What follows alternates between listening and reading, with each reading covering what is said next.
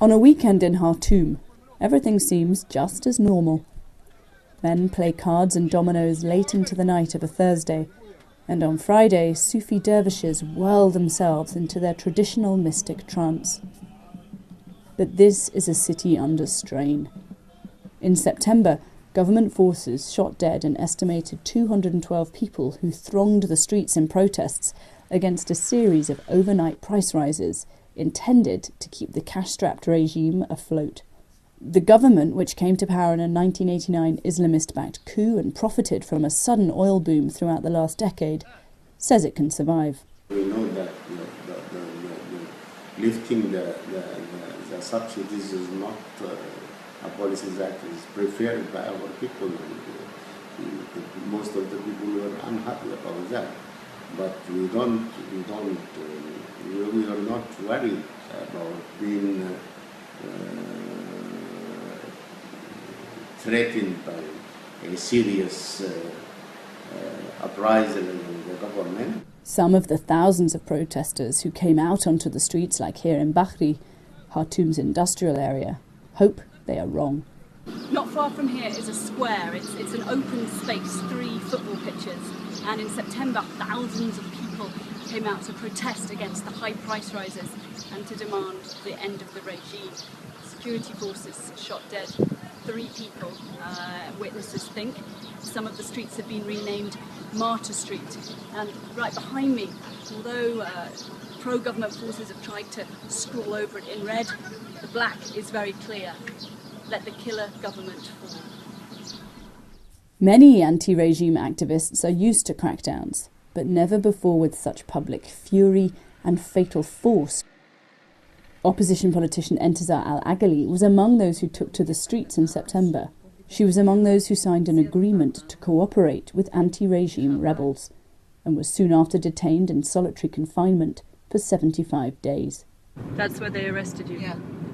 In the middle of the main street? Yes. And were you alone? Yes, I am alone. I peep here and the light, this and this one. Oh, your hazard light. It has a light and beep here. Your horn. Besides political pressures, people are only just beginning to feel the impact of September's price rises. Dollars are in such short supply that people were forced to queue for bread due to a nationwide wheat shortage, prompting the government to try and hoover up dollars on the black market. I'm here at this small shop in Bahri, which is one of the centres of the protests that took part in September. Here is one of the poorest areas of the neighbourhood. They're very, very affected by rising prices. The price of bread here has really shot up. And the other thing is cooking oil. It's doubled in price, and the shopkeeper here, Sadig, tells me that he hasn't sold a bottle, a full-size bottle, in 2 months, and he's now spooning it out just in tiny plastic sachets.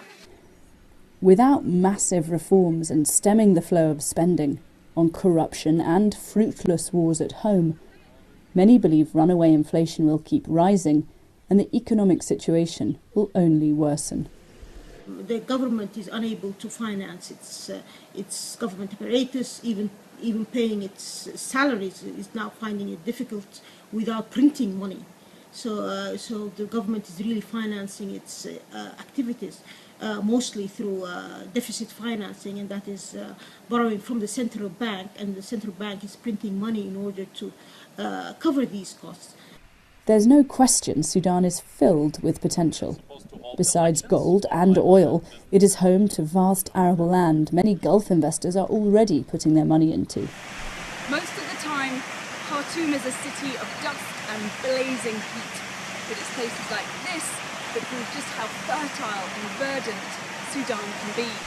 Entrepreneurs also hope they can build on Sudan's small, growing middle class, such as at this new $12 million restaurant beside the Nile. The idea behind this restaurant is to provide Sudanese food for all expats, international guests and local Sudanese families. But the restaurant was forced to shut down during September's strife, and takings are still down. Every so often, the government stages a show of force, but even the army's support for the regime may be in doubt if last year's coup plot and one rankled ex-general is anything to go by. The Sudanese army is now against the president.